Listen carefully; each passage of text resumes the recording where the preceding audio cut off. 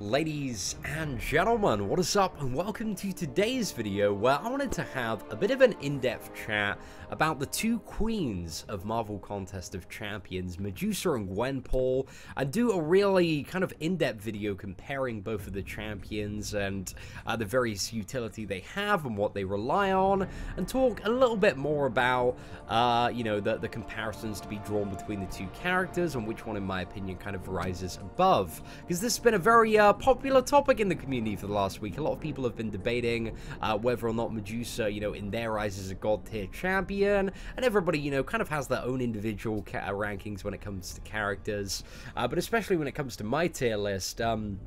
I've put Medusa in at the demigod tier, and I've put Gwenpool, she was in the god tier a few months ago, and you know, I'm pretty happy to stand by that. And hopefully in today's video I want to explain why, at least for me, Medusa doesn't quite make that god tier cut when it comes to, you know, what I perceive as the top tier of champions in MCOC. She is a ridiculously amazing character in the right scenario.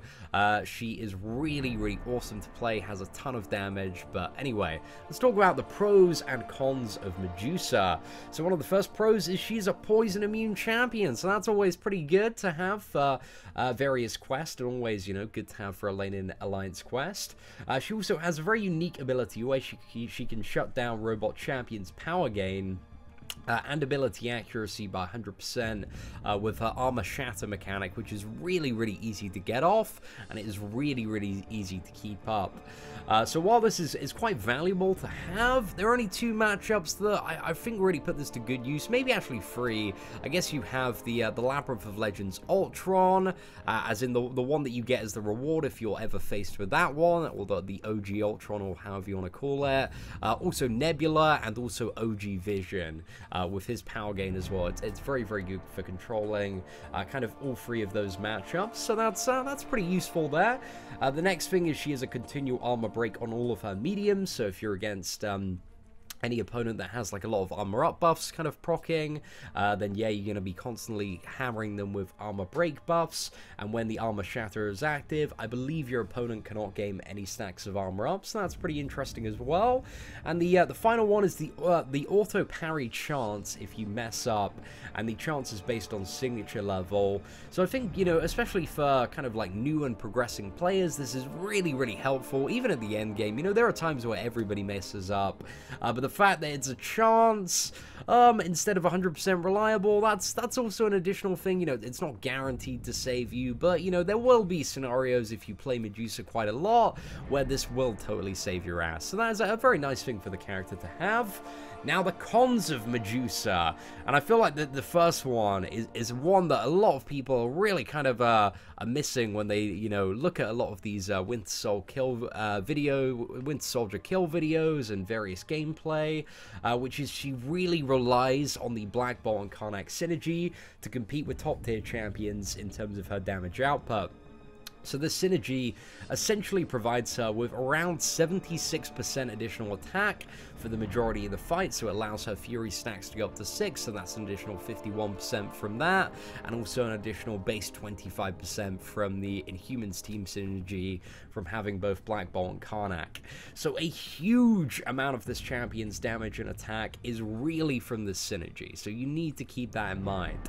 And especially when it comes to kind of building teams for the endgame and Alliance War and Alliance Quest, there aren't really that many scenarios where you want to be taking champions like Black Bolt and Karnak along for the ride.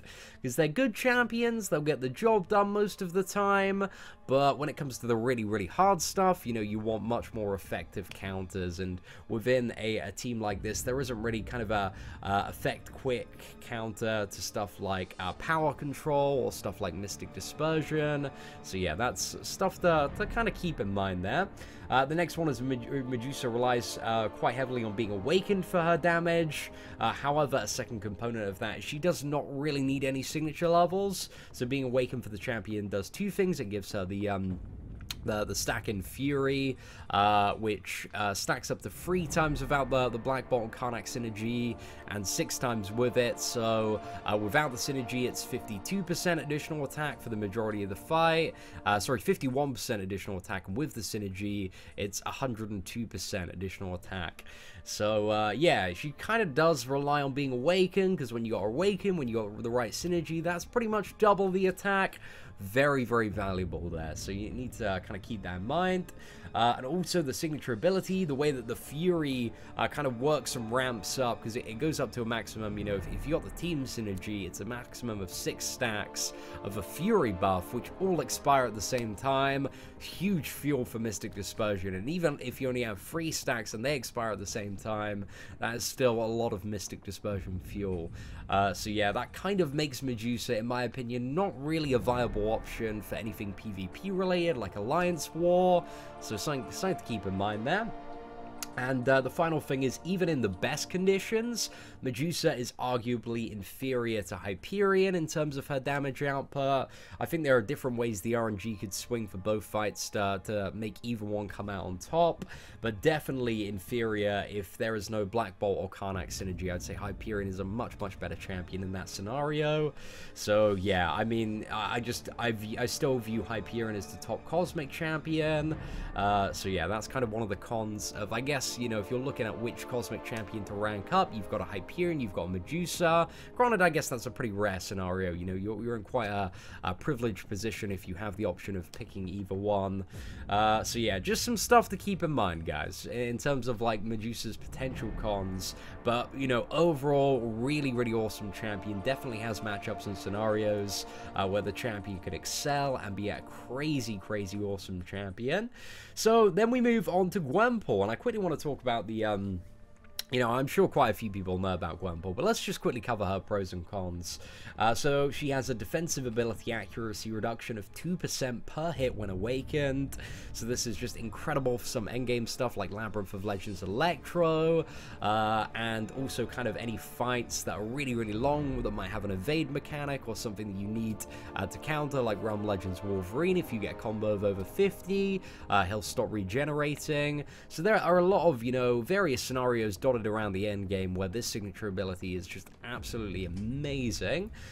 She can also survive multiple special free attacks when awakened, so that's, well, providing they don't have a damage over time element associated with them.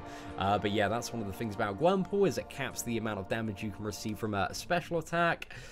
She also has a chance to stun on her regular attacks based on the amount of bleed stacks you have, and if you're playing very attentively and aggressively, this can lead to some insane combo scenarios. So if you haven't already seen kind of the Medusa versus Gwenpool Realm Legends Wind Soldier speed kill challenge, you can really get an idea of, you know, exactly how valuable something like this is. But it's really good, and one of the favorite things that I like about playing Gwenpool is just that stun, man. Sometimes you can have, you know, like a 20-hit combo and you haven't had to parry or get an intercept in, and it just feels pretty damn good. So yeah, I quite like that one. And she does not rely on any team synergy or being awakened for badass damage. Like, if you get Gwenpool just as a character, you already have that insane damage, like, straight off the bat. So that's something that's really good about her. She also has the option to power lock with her special 2, and also infinitely refresh that power lock with bleed if playing aggressively. But a note about Gwenpool's power lock is it's only for power gained by damage dealt by Gwenpool. So for example, it does not lock power gain buffs, so if you're fighting a Hyperion or Mordo, it doesn't work there, or Mystic Dispersion, like, they'll still get it if you're, you know, dashing back quite a bit and triggering dexterity. But I guess that's another pro about Gwenpool, she doesn't have any buffs, which is usually pretty decent for Mystic Dispersion matchups. I've seen some very skilled players who have awakened Gwenpools and are very good at intercepting, take down magics from Alliance War in a single try, so that is definitely within the realm of possibility.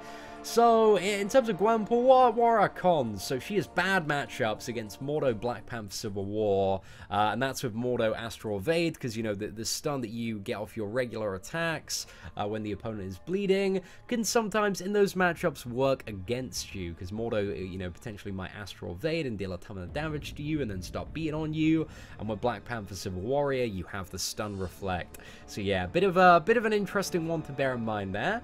Also, I think Gwenpool, comparatively speaking, arguably has a bit of slower ramp up, because I think the damage with Gwenpool really starts to begin after the first special free is active, whereas, you know, you see with Medusa, just a special one, you can get that armor shatter off, and then you're hitting really, really hard. So I think, you know, Medusa arguably has some potentially better burst damage, but simultaneously, there are cons associated with that if you're running like a Suicide Mastery build, because, you know, it'll really, if you're going for the, you know, special 1 and special 2 tactic, then that is really going to eat at your health and not really be a viable option for the Suicide Masteries. And if you are using the Suicide Masteries and you want to go for the special 3, then again, that's pretty much the same kind of rotation and ramp up as Gwenpool. So yeah, bit of an interesting one there. And I would say as well with Gwenpool, her damage is more bleed based, so she's a little bit more gimped in matchups where the opponent is bleed immune, whereas Medusa, you know, her damage doesn't rely so much on the bleed. So she's definitely got quite a bit going on there, but, you know, both champions are gimped in matchups, comparatively speaking, where they cannot bleed the opponent. But also, another con of Gwenpool is, you know, if you do want the ability accuracy reduction and special free survival, she does need to be awakened.